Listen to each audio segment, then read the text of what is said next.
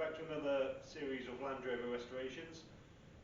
Last series we were getting all the brakes done, handbrake and brake linings, which we got all finished. Now we're going to do the prop shafts and the steering linkages on the front, because we can get to it all now. It's easy while the body's off. You can get under all the work.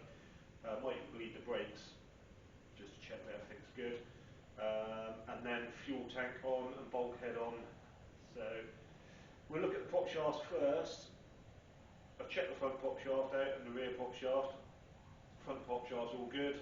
Rear one, the UJs were knackered, so I'll show you how to replace the UJs. And yeah, we'll get on with them now. So we'll have a quick look at them now.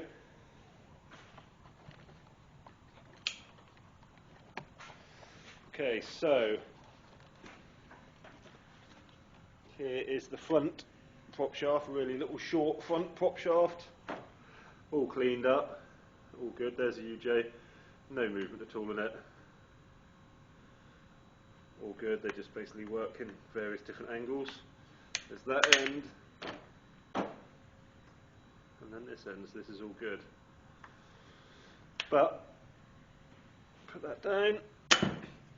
The rear prop shaft, the UJs are gone, totally knackered, lots of play. So I've taken it apart, cleaned it all up, so I'll show you how to replace them. Okay, so done this end. UJ joints, like I say, universal joints, they go that way and that way. So obviously as the axle goes up and down and the gearbox stays still, it can all move quite happily. Inside, where's the old one? So inside, this is what they look like, universal joint. Inside there's a load of little roller bearings, sits in there, and that's how that works. And then you've got the same that end. This is the one I took out. It was knackered. They are just a replaceable part, that just a wearing part that just wears out. They quite often go. So done that end. This end, this is what we've got to do now. Here's the new UJ. Get rid of the old one so I don't get confused.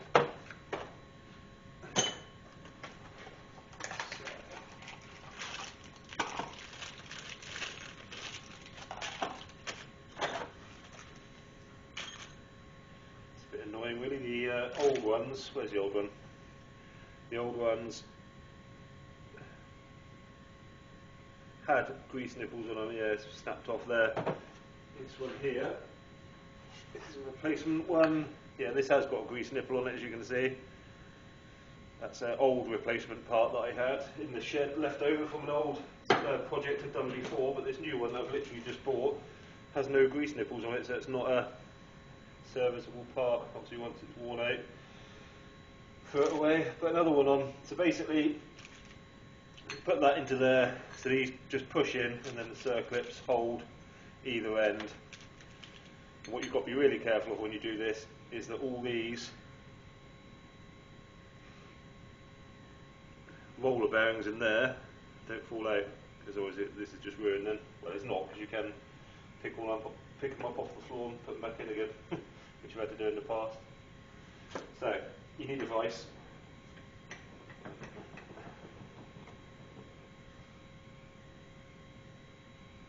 Losing everything now.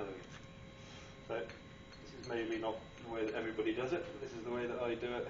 So I locate that one in there first, so the roller bearings don't fall out, and slowly start to push it in. Good, it's starting to go now.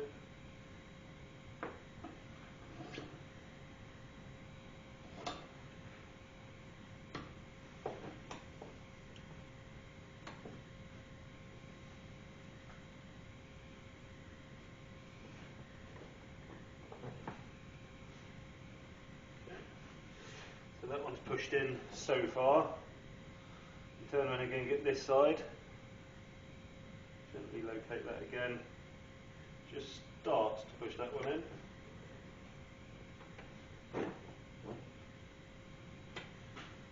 slowly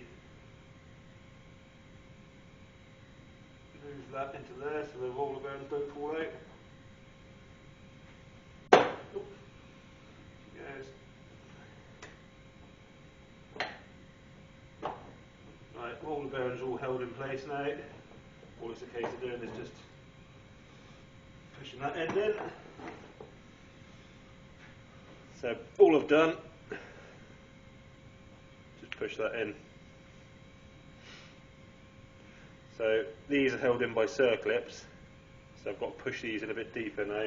So what I use is a socket.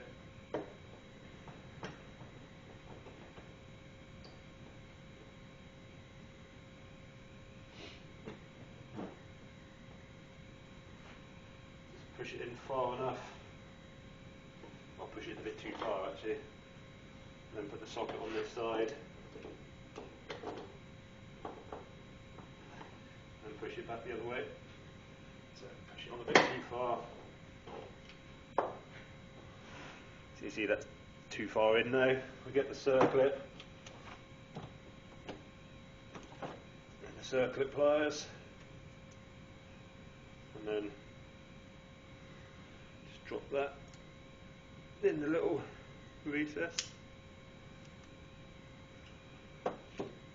Okay. And then just push that back that way.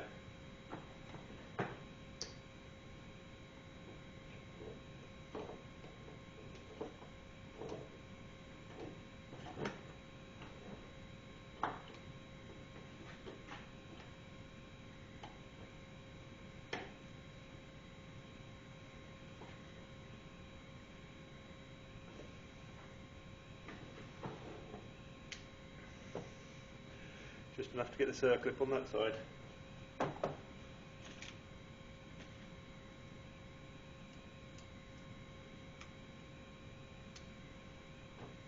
Put that circlip in. Push him down, make sure it's located in.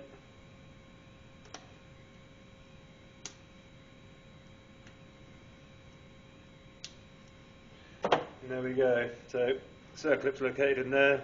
Circlip's located in there. And that's it. So that's obviously that side done. Then all we do is do the same again onto the pot. So I'll get on to do that bit. We'll probably fast forward this bit because we can.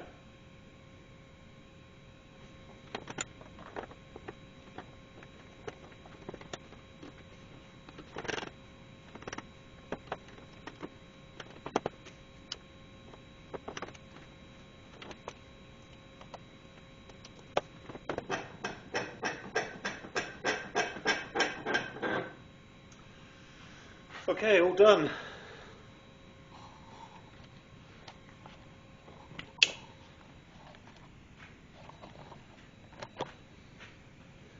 All done. It's a nice new UJ. So what I'm going to do now is take that grease nipple out of there, take the grease nipple out of that end. I've cleaned them all up, and I'm going to get on and paint both the pop shafts ready for installation. Once they're both painted and dried, I've got new pop shaft bolts which can go obviously there, and then the front one, and then we'll look at the steering linkages which are over there, leant up against the tyres. Basically just need to clean up. We need to take the old track rod ends off the ends and get the new ones on and start getting them in place. Okay, so pop shafts on, painted and on. There's the UJs we replaced. There's the new bolts I put in, and then they just bolt onto there obviously. Grease nipples in the places that need grease nipples, apart from that UJ that I said about, the new one that hasn't got grease nipples. I don't know if it's right or not, but I always put the sliding bit nearest the gearbox. Always have on all my series Land Rovers, I presume that's right. Sliding bit nearest the gearbox. So there's the front one. There's the back one. All good. So, next job, while it's like this, I think we'll put the steering linkages on. So this side you've got obviously you need to link that hole there to that hole there, which joins the two front wheels together, and then you go from the front hole up to the steering relay, which is that blue lever there, and that's the relay in the chassis. I didn't even attempt to take that relay out because I've tried before on another series Land Rover, and basically we had to cut the chassis out to get the relay out. So there's no need to take that out. It just basically stiffens the steering, if you like. I'll check it for you. It's got an oil level and such like in it, so I'll check that it's all good.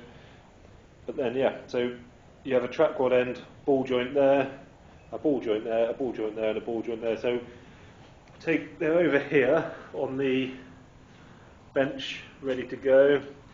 So there's your ball joint. That one's complete. So it's just a ball joint in there with a rubber. And then that just bolts up through. That's slightly chamfered there. So as it bolts into the hole, it fits up tight. So when you have to split them, you have to use like a ball joint splitter, like this is what I use, this one here. So you drive this ball joint splitter into there and it separates it. But sometimes you can't get them out. Like this side, I had to cut it off. So I've got all new ball joints all round. Here's clamps that stop it coming undone. I've undone them. So basically one's left hand, one's right hand. So when you twizzle this bar, when it's on the vehicle, it either makes the distance further apart or closer, so you can adjust your tracking basically.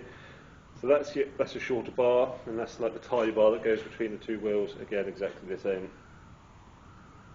So I'm going to get these wire brushed down, painted, and the new ball joint screwed in the end, and then we'll get them on. Okay, so here are the new painted track rods and their new ends in place.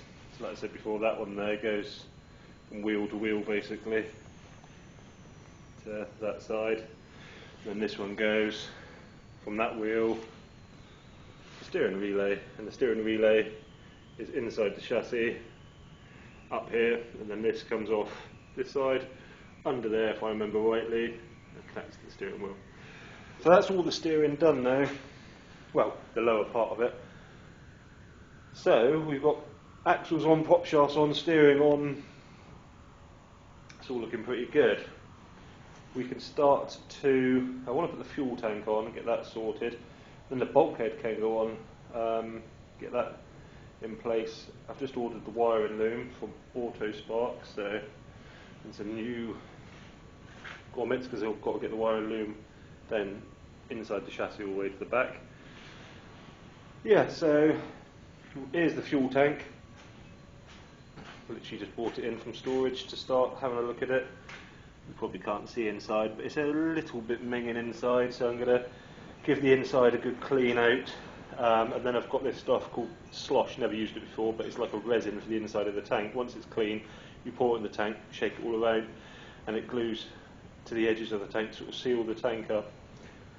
And obviously paint the outside of it black, either with epoxy or hammerite. I've got a tin of smooth hammerite left over that I want to use up, so I might just use that up on there once I've wire brushed it all down. Here is the fuel sender unit, which I've got working now. It was a bit seized up, so I just need to clean all this up. Hopefully it works. I think they work as a resistance to earth. This is obviously positive earth, but anyway, as your float moves up and down in the tank, that's the float. As that moves up and down, it operates in here and causes less or more resistance, which gives you a reading on your fuel gauge basically. So yeah, next time we will get the fuel tank in, painted, and then we'll put the bulkhead on, which is still hanging there ready to go in. I'll get my son to come and give me a lift with that, and yeah, all good. So quick update, I've actually started cleaning the tank and it's not rust in there. It is, I don't know, gunge, years and years of build up rubbish inside the tank, and I can't get it off. But apparently there's this stuff, caustic cleaner, that you pour in there, leave it for an hour, then you wash it all out. So I've just ordered some, so until that comes, which is going to be tomorrow or Saturday, we can't do anything else with the tank. So while we're leaving that, me and Alistair are going to get the bulkhead on. Bulkhead is on then. These supports that bolt on here, here, here and onto here which basically support the bulkhead, and on this side support all the steering. So your steering comes through here, onto your steering box here, out here onto the linkage and across to your relay. So these supports, and just cleaned these up now and painted them. There's one that side, and there's one that goes on that side. This one has actually got a metal rod that comes up here, it's like a bit of a strengthening rod, and you can adjust the nuts on it and pull the bulkhead back and forth a tiny little bit for adjustment for your doors and such like. So okay, I'll show you them that I've just painted. They are just hanging up. Done them in the epoxy mastic blue. There's a little support adjusting rod.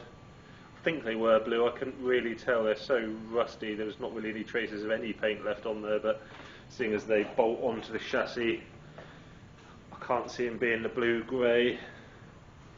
Yeah, I would have thought they should be blue, so they just sit up there. So I've just started on the tank. I've used a cleaner inside the tank, so we put loads of cleaner inside, and we put loads of stones inside, and we shook it all, and black come out, and we did it again and again. Eventually it's quite clean now, can't really see in there, but it's pretty clean in there. So now we've used this tank sealer, I'm literally just doing it as we speak, called slosh. So basically you pour it in the tank, then you lift the tank up so it coats all the sides inside, so it's coated all 1, 2, 3, 4, 5, 6 sides inside. Leave it for 10 minutes, which I'm doing now, and then you do it again just to make sure it's all covered, and then you pour the residue back into the empty can of slosh, wait for that to go hard, and then dispose of it in the bin. So yeah, that's the inside of the tank all done. So in a couple of minutes time, once I've poured the slosh out, I've got to do the outside of the tank, and I think I'm going to use my, like I said last time, black hammerite that I've got in a can left over, some smooth. And then once we've painted that, I'll get you back and we will bolt it in place, goes in here.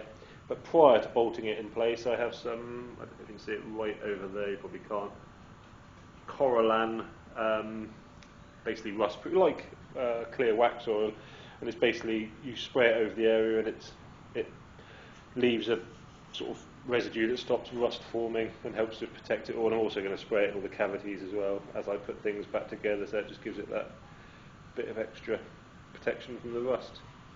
So okay, next time you come back we'll be looking at that, and hopefully we'll either be, well, you don't need to see me sand it down, but we'll look at that, it should all be black and painted. Okay, fuel tank in. All finished. Cleaned up the sender unit, just ordered some new screws for that actually because I snapped them off. And there's the fuel line, so it's a solid fuel line. All the way down, clips on there on the fuel line, round to the front, comes up round here, and then onto the fuel bowl that I've cleaned all that up. You can see that in there. And then it obviously comes out of there, and then up to the carburetor. Nope, out of there actually, up to the fuel pump, which sits here somewhere, because they have fuel pumps on these, electric fuel pumps, and then to the carburetor. So yeah, fuel tank done. So I was wondering what to do next. I've sprayed it all with wax oil. I sprayed all behind here with wax oil as well, just to protect it where it meets. Well, there's a small gap, rubbish is going to get caught in there. Sprayed all the areas up with wax oil, and I was thinking, right, what am I going to do next? And I've decided to put this, there's like a separate bulkhead. There's a bulkhead that comes through here up to so high, and then the rear tub starts here. So basically the bulkhead goes on here, and then the rear tub goes in here. You have this sort of gap in between. And there it is. I've literally just jet washed it, and all the paint come off the sides. You can see the original, well, not the original red, but the red that was painted on there. So all good, all straight. This side's got a bit of damage. Yeah, so I'm going to undo that bolt, take it out, bash this straight. I've got panel beating hammer, knock all this back flat, sand it down, and fill this bit, get that fixed, put the bolt back in, tidy that up. The rest of it's all pretty straight and good. Just sand it all back and spray it all blue-grey. I won't worry about the outside too much, that is going to go red eventually, but spray it all blue-grey and then get it bolted on there. Then I can measure to make sure the front bulkhead's in the right place. Get all that bolted tight. And then I suppose we'll concentrate on I've ordered the wiring loom. As soon as that turns up, we can put that in, and then start getting all these bits together on the front to maybe have a go at getting the engine going. Okay, well, I'll get you back next time when we're spraying that. Okay, so this is all finished now. Well, not finished, but all filled, prepped, repaired. I don't know if you remember, this was all battered. Well, it was battered, you saw it just now. Battered here. We've all straightened it all up, epoxied some of the with some sort of epoxy mastic, the aluminium back together just underneath there, let that go off hard, and then we sanded it all down and filled it, so all good. All it needs now is a real good sand all the way over, get it all nice and smooth. This side's good as gold. I've taken all the galvanised bits off, all the cappings and everything. I've also had all the tyres taken off the wheels. Over here, here's all the galvanised cappings that I've taken off. So once I've got a pile of galvanised cappings, I'm going to send them all off to be shot blasted. And then once they're shot blasted, we will get them galvanised. There's a company called Wessex Galvanisers that are going to galvanise them for me after they've been shot blasted, and then they'll all look nice and new. So we'll call that it for this video. It's been a long time since, we did the last video. I think it's been about 3 or 4 months, I think. Because I had problems with my Defender that I had to weld up. It failed the MOT and things. But anyway, we're back on with this now. Next video will be front end radiator, get all that panel mounted. That panel needs repairing actually, so some welding, filling, and get that all painted, ready to go on. And then we can collect some water. There's water in the system. Hopefully the wiring loom will be, because that's been a few weeks as well. Hopefully the wiring loom will be here. We can get that in, and then we might even be able to get it running. So we will catch you on the next video. Okay.